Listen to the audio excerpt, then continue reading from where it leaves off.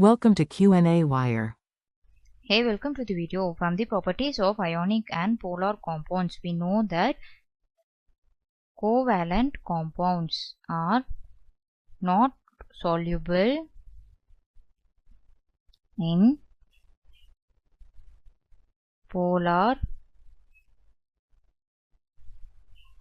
solvents, and this is due to the covalent compounds are non-polar in nature, and ionic compounds, being more polar, are soluble in water, as water is a polar solvent, and aqueous solution of covalent compounds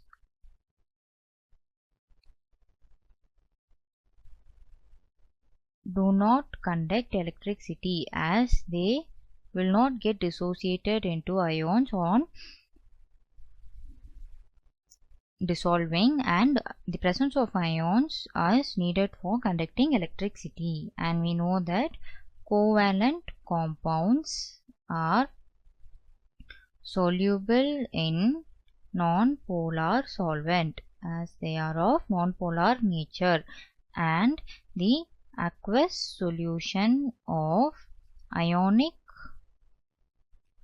compounds conduct electricity, as the ionic compounds get dissociated into ions, and the flow of ions cause electricity or produce electricity. We know that ionic compounds, being highly polar, are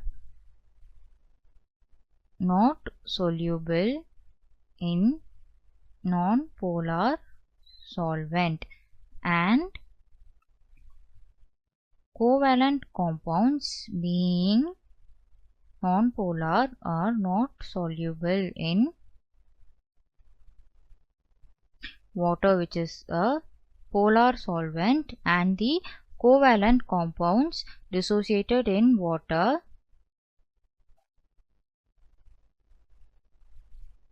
do not conduct electricity. So from this, the statements 2, 4 and 5 are true.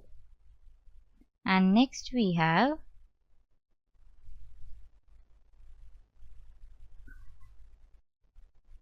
to detect the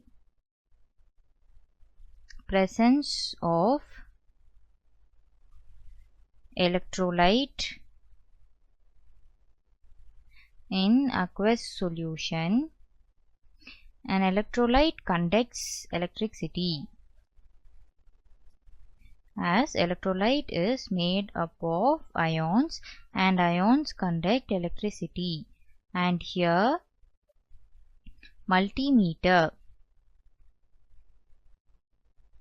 which is a device for measuring current, is used to detect the presence of electrolyte in aqueous solution. And we know that distilled water do not conduct electricity, while tap water conduct electricity. This is due to the presence of ions in tap water, whereas these ions are absent or removed from the distilled water. So therefore distilled water cannot conduct electricity, as there are no ions present. Hope the video was useful. Thank you.